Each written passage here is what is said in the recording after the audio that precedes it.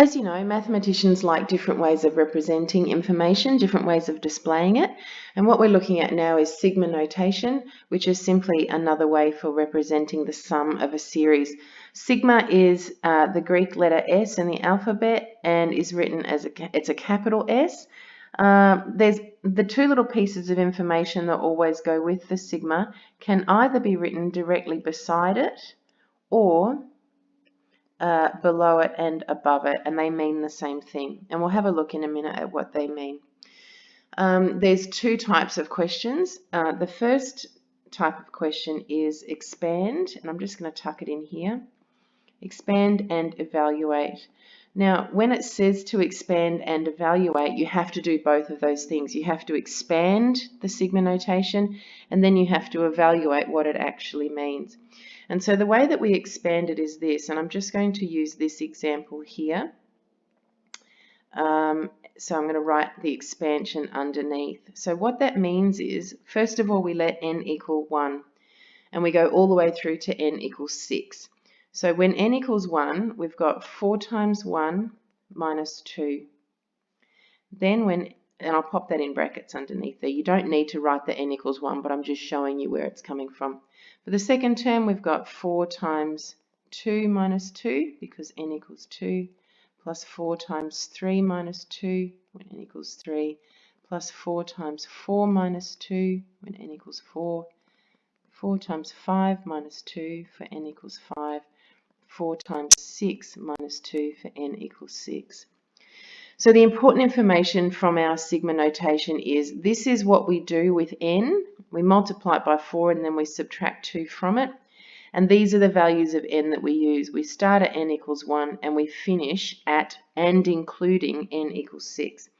And from there we just, that's the expanding part. From there we evaluate. We can evaluate each of those things. 4 times 1 minus 2 is 2. Plus 4 plus, I beg your pardon, 2 plus 4 times 2 is 8 minus 2 is 6, plus 10 plus 14 plus 18 plus 22, and then we add them all up, and that's 72. So we've got the expand, which is showing the expansion, and the evaluation. And remember, evaluate simply means to tell what it actually equals. The second type of wording that you might see for this type of question is simply simplify, like we have in this question here. And from here, we don't need to do the expansion first.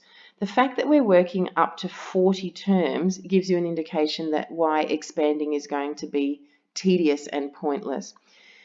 We don't want to have to expand 40 terms and then add it up. We want to find a shortcut. And in fact, if you have a look at the second example, our starting point is n equals 1 and our finishing point is n equals n. So we need to work out what to do with that so that we're not expanding the entire thing. So we need to remind ourselves of the algebraic version of the sum to n of a series, and that is, I'll just tuck it in up here, Sn equals n on 2 times the first term plus the nth term, whatever it is. So we're going to use that piece of information here. On this first example, T1 is going to be 2 times 1 plus 5, which is 7. T40, the last term that we're interested in, is 2 times 40 plus 5, which is 85. And we're interested in the first n terms, which is the first 40 terms. So this sigma notation, we can then say, well, that's actually equal to 40 on 2 outside of our first term plus our 40th term. Pop that all into your calculator and out will come 1,840. Speaking of calculators, there is a way to do this in your calculator, so grab your calculator out now and I'll show you how to do that in the next little video.